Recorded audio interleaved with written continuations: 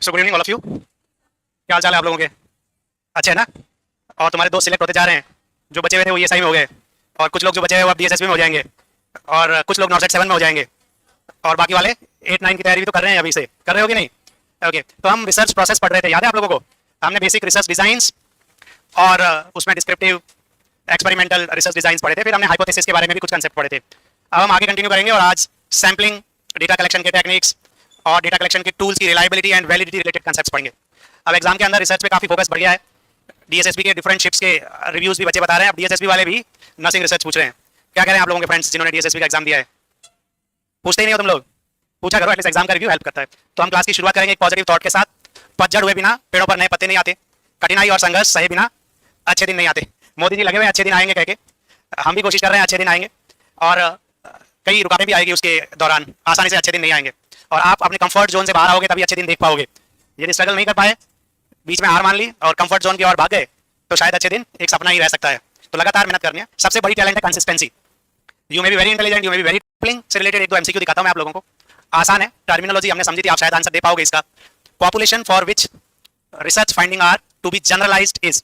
Research के अंदर हम डेटा कलेक्ट करते हैं और जो रिजल्ट होता है उसको पॉपुलेशन पे अप्लाई करते हैं, उसको जनरलाइजेशन कहते हैं। जैसे 10 लोगों से जानकारी ली और उनके जैसे बाकी लोग हैं उन पे भी वो अप्लाई कर दिया, तो वो जनरलाइजेशन कहलाता है। तो किस पॉपुलेशन पे हम फाइंडिंग जनरलाइज करते हैं? एक्सेसिबल, टारगेट, इंडेफिनिट या definite?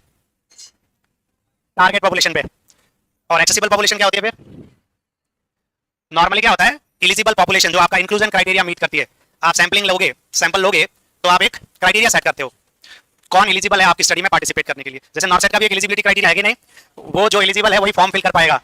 Yes, may be GNM, BSc, GNM with 2 years experience, registered nurse, और जो भी वहां कुछ कंडीशंस होंगी कि नहीं? So however is under nursing is population. उसमें से एक्सेसिबल पॉपुलेशन जो हमारे नियर बाई है, जिसमें से हम सैंपल सिलेक्ट कर सकते हैं। टारगेट पॉपुलेशन इज लाइक जो सैंपल्स के जैसे हैं उन पे वो रिजल्ट अप्लाई हो सकता है, तो वो क्या बनेगा? Target population. तो यहाँ पे आंसर क्या आएगा?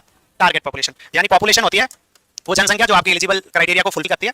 आपके नियर बाई है, उनमें से आप कुछ सैंपल्स लेते हो, जिनमें से हम सैंपल सिलेक्ट करते हैं। That is near by you and that is accessible, means आपके लिए वो उपलब्ध है, अवेलेबल है, तो आपने उसमें से सैंपल लिया। और उनके जैसे दूसरे जो आपके इतना इजीली एक्सेसिबल नहीं थे but they are same like your samples, then your finding can be also apply to them, तो वो क्या बनेगा? Target population. यानी आपको पता चला कि पॉपुलेशन में से सैंपल लेने की प्रोसेस को सैंपलिंग कहते हैं। यस, और सैंपलिंग के कुछ टाइप्स होते हैं, जैसे random sampling, non random sampling. Random यानी कि बाई चांस, जैसे सबको बराबरी का मौका मिले। सपोज नॉर्सेट क्या करेगा, आपने अप्लाई कर दिया और बिना एग्जाम करवाए सिर्फ रैंडम चिट से, लॉटरी से सिलेक्ट कर ले कौन बनेगा नर्सिंग ऑफिसर, तो आप लोग खुश हो जाओगे? नहीं होंगे? हो जाना चाहिए ना, क्या पता किस्मत से हो जाए सिलेक्शन। नहीं, हम लोग मेहनत से चाहते हैं ना, किस्मत से नहीं। और कई बार मेहनती बच्चा पीछे रह जाएगा तो उसको बहुत बुरा लगेगा फिर ऐसे। सो जहां आप लॉटरी या चिट या सबको मौका देते हो, you give chance to everybody, सबके सिलेक्ट होने की प्रोबेबिलिटी यानी कि संभावना बराबर होती है, तो उसको हम क्या कहते हैं? Random sampling. अब नॉन रैंडम क्या होता है? Non random is non probability. जैसे मान लो नॉर्सेट का एडवर्टाइजमेंट आता, आपको पता ही नहीं चलता। पहले ऐसे ही होता था, जब ऑनलाइन रिक्रूटमेंट नहीं होता था, क्या होता था? कुछ लोगों को लोकल न्यूज़पेपर में एडवर्टाइजमेंट दिखता था, कुछ लोग अप्रोच वाले होते थे, उनको पता चलता था कि यहाँ एक वैकेंसी है, वो लोग बैकडोर एप्लीकेशन देते थे, बैकडोर उनका इंटरव्यू करवाते या सीधा अपॉइंटमेंट दे देते थे। तो वो फेयर होता था क्या? नहीं। सो आपको इतना पता होना चाहिए कि फेयर कौन सा है, तो आपको बताना है random sampling is best. Why? Because everybody gets equal chance to be part of the study और not part of the study. But non random में क्या होता है? We take it according to our convenience. Suppose मुझे 10 volunteer चाहिए कल 15 अगस्त के programme के लिए, तो मैं पूछूंगा कौन कौन रेडी है, तो आप लोग एक भी हाथ खड़ा नहीं करोगे। कौन कौन रेडी है? रेडी से बोलने से कुछ नहीं होता। देखता हूं मैं सुबह तुम लोग दिखते हो कि नहीं, कौन कौन दिखेगा? बाकी लोग बहाना अभी से सोच लेंगे, सर बारिश आ जाएगी या नींद आ गई या भूल गई, ऐसा ही कुछ हो सकता है। और जो देशभक्त है वो लोग तो आ ही जाएंगे मेरे ख्याल से। ओके, सो प्रोबेबिलिटी और random sampling is best. Non random sometimes you can not choose best always, आपको न्यू रिसर्चर को अवेलेबल साधनों से कॉम्प्रोमाइज करना पड़ता है, तो नॉन रैंडम सैंपलिंग भी लेते हैं हम। और सीखने वाले जो रिसर्चर होते हैं वो पहले नॉन रैंडम से शुरू करते हैं, बाद में रैंडम सैंपलिंग तक पहुंच पाते हैं। तो आपको एग्जांपल बताना which is not an example of non random sampling technique. कौन सा? नॉन रैंडम मतलब नॉन प्रोबेबिलिटी के हैं, बाकी तीन तो एक नहीं है।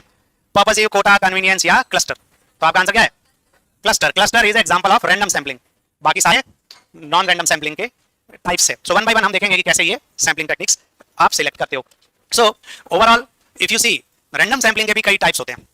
जैसे आपको यहाँ ऑप्शन में दिया हुआ है, determining the sample interval represented by k और n, randomly selecting a number between 1 and that k। ये मींस जैसा कहते हैं ना एक डेफिनेट नंबर या फला नंबर कह सकते हो आप, वो वाला नंबर 5वां 7वां 10वां ऐसा डेफिनेट एक नंबर सिलेक्ट कर सकते हो आप। So including that every kth element in your sample are the steps of which sampling. हम एक क्लास इंटरवल लेते हैं और उसमें वो जोड़ते जाते हैं, सपोज 5वां 15वां 25वां वो kth सैंपल, ऐसा सिलेक्ट करने वाली सैम्पलिंग टेक्निक कौन सी वाली होती है? Simple, stratified random, systematic random या क्लस्टर सैम्पलिंग? सिस्टमैटिक। तो आप उत्तर दे पा रहे हो, इसका मतलब कुछ हद तक तो आपने ये पढ़ रखा है, नहीं तो भी इस क्वेश्चन का आंसर तो देख रखा है। ऐसा क्वेश्चन आया तो उसका आंसर ये होगा। वो आप 3 इडियट के चतुर बने हो कि समझने की जरूरत नहीं है, मैं रट लेगा। कुछ हद तक एज इट इज आ गया तो आपको हेल्प मिल सकती है, बट ज्यादातर टाइम चतुर के साथ धोखा होता है कि नहीं? तो चतुर बनना आप अपने रिस्क पे बन सकते हो, अदरवाइज रेंचो बनो। क्या बनो? जिसमें लॉजिक पता चले और जहां भी ज्ञान बट रहा हो ले लो, बांटना नहीं है तुम्हें। तुम्हें क्या करना है? लेना है। अब इसका आंसर क्या हो गया? सिस्टमैटिक। सो हम ये टाइप्स भी समझेंगे एक एक करके। सो ओवरऑल मैं चाहता था कि सैम्पलिंग क्यों पढ़ें। यदि वो बच्चे कि सैम्पलिंग नहीं पढ़ने से मेरा नॉट सेट क्लियर हो सकता है क्या, ऐसा पूछ रहे होंगे मुझे ऑनलाइन में, शायद ऑफलाइन में तुम्हारी हिम्मत नहीं होती। पिछली बार जब मैं रिसर्च पढ़ा रहा था ना, तो ये ऑनलाइन वाले बच्चे थोड़े नाराज हो गए, क्या है सर हमारे कमेंट का रिप्लाई नहीं दे रहे, ऐसे तो हमारे डाउट्स कभी पूरे ही नहीं होंगे। तो कई बार डाउट्स की जरूरत ही नहीं होती, वो सिर्फ अटेंशन की जरूरत होती है। कुछ टीचरों ने उनकी आदत बिगाड़ दी ना, उनका नाम ले लेके, और वो अटेंशन चाहिए होते हैं। कुछ लोग थोड़े से हाइपर होते हैं। दूसरा क्या होता है, डाउट आज के टॉपिक से रिलेवेंट नहीं है। वो क्या डाउट पूछ रहे हैं कि सर नॉर्थ साइड में सैम्पलिंग आएगा क्या, नहीं पढ़ूंगा तो मेरा सिलेक्शन होगा क्या, मतलब ऐसे डाउट्स पूछते। तो उनका आंसर देना चाहिए क्या? तुम क्यों नहीं पूछते ऐसा में से? तुमको खतरा पता है ना। एनीवेज, सो अब जब हम सैम्पलिंग वर्ड्स से काफी फैमिलियर है। सैम्पलिंग मतलब हम भी दुकान में जाते हैं, कुछ भी लेना होता है तो पूरा सैंपल चाहिए हमको, भैया सैंपल दिखाओ, फिर हम पसंद करते हैं कि नहीं? So you can not take everybody, so you need somebody to represent them. जैसे बढ़िया एग्जांपल है सैम्पलिंग का, अपने घर में चावल बनते हैं तो चावल पक गए हैं कि नहीं, ये देखने के लिए आप कुकर की सीटी पे भरोसा करते हो या बीच बीच में देखते रहते हो? डिपेंड कि आपका कुकर किस क्वालिटी का है, या फिर कुकर है ही नहीं, अपन तो पतीले में ही बना रहे हैं। स्टूडेंट लाइफ में कॉम्प्रोमाइज करना पड़ता है, वो एक ही बर्तन जिसमें सब कुछ बनता है, सब्जी दाल चावल जो भी होता है। ऐसा है तुम्हारे पास? कौन कौन खुद खाना बना रहा है? मजबूरी से या हॉबी से? मजबूरी दोनों। हॉबी भी हो सकती है, बट मेरे ख्याल से फिलहाल आपकी हॉबी पढ़ना होना चाहिए। खाना तो नेसेसिटी है फिलहाल, क्या है? Just necessity. उतना खा लो कि जिंदा रह सको, और मार्क्स ज्यादा लाने हैं, उतने लाने हैं कि मेरिट में आ सको। सो प्रायोरिटी क्या है? स्टडी। और जब बना ही रहे हो तो मन से बना लो कि खाने के बाद असर ही करे, कम से कम अच्छा तो लगे, वो वाला आप कर सकते हो। एनीवेज, मैं बता रहा था जब हम राइस कुक कर रहे होते हैं या दूसरी सब्जी भी बना रहे होते हैं या चाय भी बना रहे हैं, तो पहले टेस्ट करके देखते हैं कि सब कुछ बैलेंस में है या नहीं। क्यों? क्योंकि सबको सर्व करने के बाद पता चलेगी अरे आज तो चीनी तो काफी कॉमन होती है कि नहीं, चीनी बराबर है या नहीं चाय में। तो तुम्हारी मम्मी कई बार तुमको टेस्ट करने के लिए दे देती है, बेटा देखिए बताओ सब कुछ बराबर है कि नहीं। तुम्हें पता चलता है कि बराबर है कि नहीं? ऐसा कुछ लोग बड़े एक्सपर्ट होते हैं और बाकी 99% लोग उनको कुछ पता नहीं चलता। आज कुछ फर्क है उतना जरूर पता चल रहा होता, दिमाग कह रहा होता कि कुछ तो गड़बड़ है, बट उनको वो पिक नहीं होता कि गड़बड़ है क्या। मतलब शक्कर नहीं है कि दूध नहीं है कि कुछ इलायची नहीं है कि चाय नहीं है, क्योंकि अपने सेंसेस ना धीरे धीरे डल हो गए हैं आजकल की दुनिया में। इस मोबाइल ने अटेंशन और कंसंट्रेशन कम कर दिया। लेकिन हमारे जैसे जो टीचर होते हैं ना, वो बड़े शातिर होते हैं कि नहीं? हम तो फिर भी ठीक है, क्योंकि हम नर्सिंग टीचर, जो स्कूल टीचर होते हैं ना, तुम्हारे पापा मम्मी को है क्या स्कूल टीचर जो स्कूल में पढ़ाते हैं? उनके किस्से बड़े जग जाहिर है कि वो बहुत स्मार्टली अपना काम निकाल देते हैं बिना खर्चा करे। तो ऐसे ही एक मास्टर जी थे, उन्होंने अपने दोस्तों को बुलाया कि आज मौसम की नजाकत को देखते हुए मेरी तरफ से चाय पार्टी। क्या? तो मास्टर जी काफी कंजूसी के लिए ऐसे जाने जाते हैं।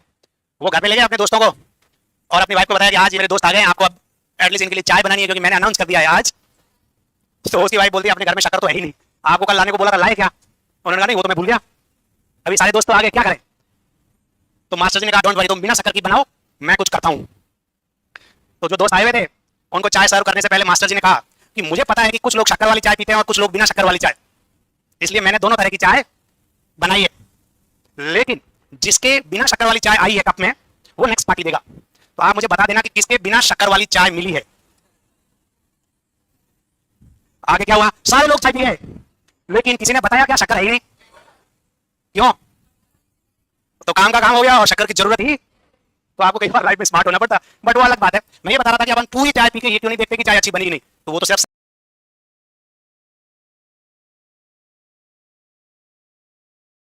में ही चली जाएगी कि नहीं, अलग बात है। मैं ये बता रहा था कि अपन पूरी चाय पी के ये क्यों नहीं देखते कि चाय अच्छी बनी कि नहीं, तो वो तो सिर्फ सैंपल टेस्ट करने में ही चली जाएगी कि नहीं। तो सैंपलिंग जरूरी है टाइम मनी एनर्जी सेव करने के लिए। जैसे कुछ चावल को टेस्ट करके हम बता सकते हैं कि बाकी चावल कुक हुए हैं या नहीं, बट अब जो आप रिजल्ट बता रहे हो वो कौन से चावल के लिए बता रहे हो? जो चावल उस कुकर में या उस बर्तन में आप बॉईल कर रहे थे उसी पे लागू कर सकते हो कि नहीं वो रिजल्ट?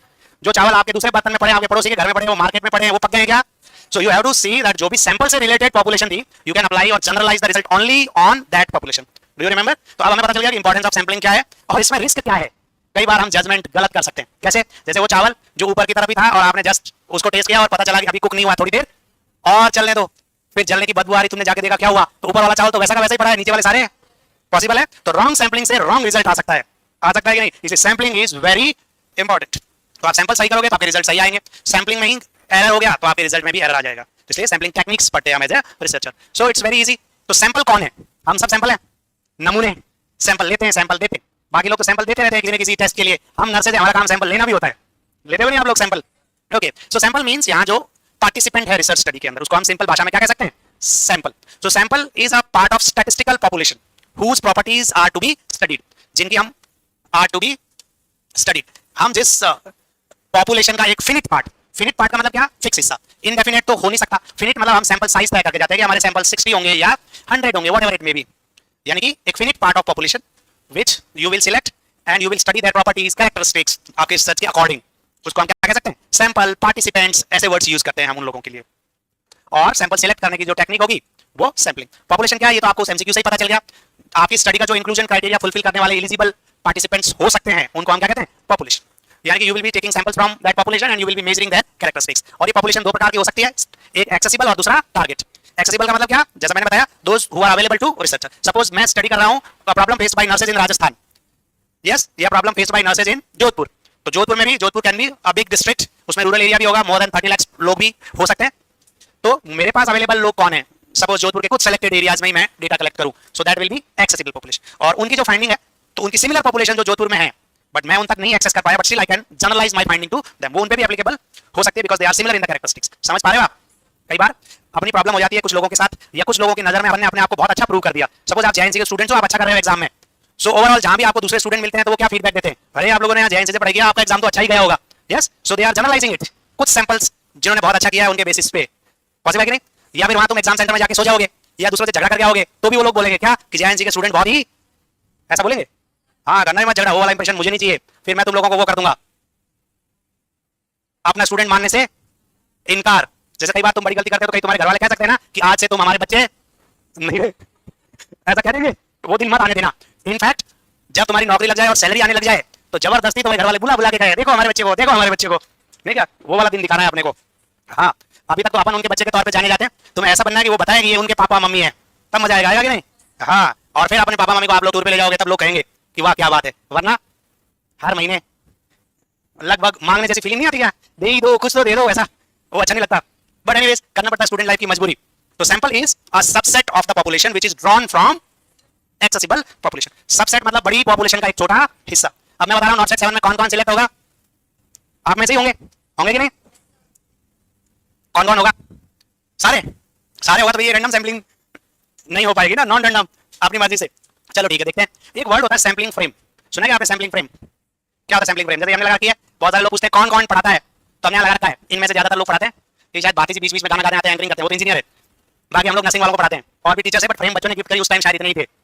और तुम लोग गिफ्ट करोगे तो और बाकी बच्चे लोगों को भी ऐड कर देना। मैं गिफ्ट आइडिया भी देता हूँ, नहीं दोगे? मत दो, ये सिलेक्ट होने वाले बच्चों ने दिया है। आप चूज कर सकते हो गिफ्ट देना या नहीं देना, आउटकम मैंने पहले से ही बता दिया। सो सैंपलिंग फ्रेम इज लिस्ट। अब जब नॉर्सेट 7 के एप्लीकेशन फॉर्म भरने की लास्ट डेट क्या है? 21 ऑफ अगस्त। तो मैं 22 अगस्त को बता दूंगा कि सिलेक्शन होगा उन बच्चों का। बता दूं? मैं ये बता कब पाऊंगा? जब एप्लीकेशन क्लोज हो गई और मुझे पता चला कि 85,000 एप्लीकेशन आई है। अब सिलेक्शन उन्हीं 85 में से ही होगा कि नहीं? बाकी वाले तो अप्लाई नहीं कर पाएंगे, अभी एप्लीकेशन क्लोज्ड। पॉसिबल है कि नहीं? तो जब जिन लोगों ने अप्लाई किया या जो लोग एलिजिबल है उनकी मेरे पास एक लिस्ट होगी, तभी मैं उसमें से रैंडमली सिलेक्ट कर पाऊंगा कि नहीं? इसीलिए जो एलिजिबल लोग होते हैं जिनमें से हम सैंपल ले सकते हैं, वो लिस्ट सैंपलिंग फ्रेम कहलाती है। सपोज मुझे क्लास में से 10 वॉलंटियर चाहिए, तो पहले मुझे क्लास का पूरा रजिस्टर होना चाहिए, तभी मैं उसमें से रैंडमली 10 ले पाऊंगा कि नहीं? वरना आपके नाम की चिट बनेगी नहीं तो आपका सिलेक्शन होगा ही। तो what is sampling frame? It is list of all eligible participants. कई बार ये रेडीमेड हो सकती है, कई बार हमें पहले सर्वे करके प्रिपेयर करना पड़ता है कि कौन कौन एलिजिबल है जो मेरी स्टडी में पार्टिसिपेंट बन सकता है, फिर हम उसको रैंडमली सिलेक्ट कर सकते हैं। तो सैंपलिंग फ्रेम हमें कहां चाहिए? रैंडम सैंपलिंग में। कहां चाहिए? रैंडम सैंपलिंग में। नॉन रैंडम सैंपलिंग में तो जो मिला जैसे मिला जहां मिला उसको ले लो, आपको कोई लिस्ट बनाने की जरूरत नहीं होती। So sampling frame is the list of people from which sample will be taken. Example, यदि मैं चाहूं कि मुझे नर्सेस सिलेक्ट करने हैं राजस्थान के, तो मेरे पास राजस्थान के नर्सेस की लिस्ट कहां से मिल सकती है? जो राजस्थान नर्सिंग काउंसिल है उसके पास होगी कि नहीं? जो रजिस्टर्ड नर्स है उसका डेटा होगा, मैं उनको अप्रोच करता हूं और वो लिस्ट लेता हूं, तो वो मेरे लिए सैंपलिंग फ्रेम हो गई कि नहीं? सपोज मैं एडोलेसेंट गर्ल्स पे स्टडी कर रहा हूं इस एरिया में, और प्रोबेबली आंगनवाड़ी पे रजिस्ट्रेशन का कैंप लगा के उन्होंने अपने एरिया के एडोलेसेंट गर्ल्स का नाम लिख रखा है, तो मेरे पास उन लोगों की लिस्ट कहां से मिल जाएगी? प्रोबेबली आंगनवाड़ी वर्कर से। या मैं प्रेग्नेंट लेडीज पे कोई स्टडी कर रहा हूं और एक सब सेंटर पे जाता हूं और वहां एएनएम को पूछता हूं कि अभी आपके पास कितने रजिस्टर्ड एएनसी है, तो मुझे उनकी लिस्ट मिल सकती है कि नहीं? यदि नहीं है तो मैं पहले होम टू होम सर्वे करूंगा, एक लिस्ट बनाऊंगा और उनमें से रैंडमली सिलेक्ट कर लूंगा। तो रैंडम सैंपलिंग लिए हमें क्या चाहिए? Sampling frame. समझ पा रहे हो आप? Okay very good. Example electoral register, postal address, telephone number. जैसे कौन बनेगा करोड़पति, ये अंदर घर बैठो बैठे जीतो जैकपॉट।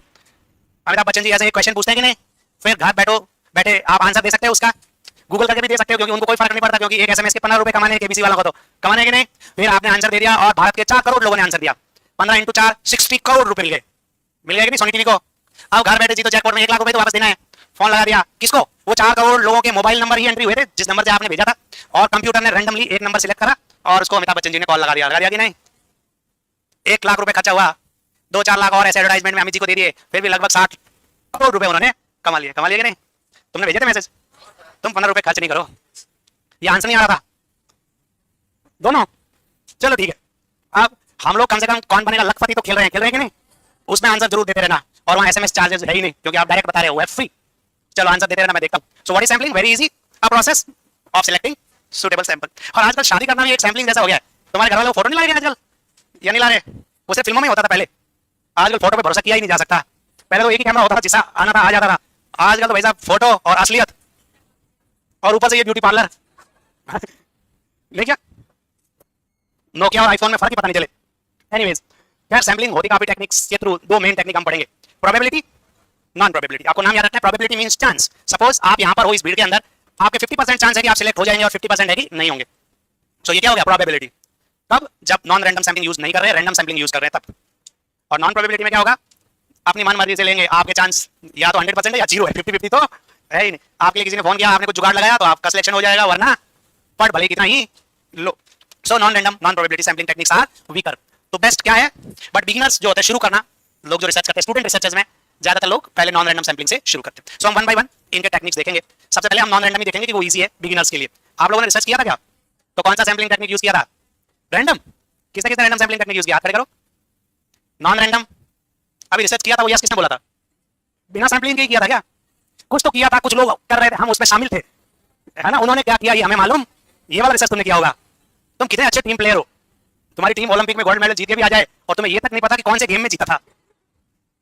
तो सबसे आसान है एक्सीडेंटल और कन्वीनियंट सैम्पलिंग टेक्निक। अभी जैसे मान लो आपका नॉर्थ का सेंटर आएगा, आप बैठे हुए हो चाय की दुकान पे और कुछ लोग बात कर रहे हैं, और मेरा सेंटर नोएडा आ गया, मान लो तुमने अच्छा नोएडा आ गया, अरे मेरा भी नोएडा है, चलो Noida. Means eligibility criteria fulfil हो गई कि साथ कौन जा सकता है, या ग्रुप कैसे बनेगा, या हेल्प कहां से मिल सकती है, पॉसिबल है कि नहीं। तो दैट इज जस्ट एक्सीडेंटल, आपने कोई प्लान नहीं करा था। सपोज हम प्रेग्नेंट लेडीज पे कोई स्टडी कर रहे हैं,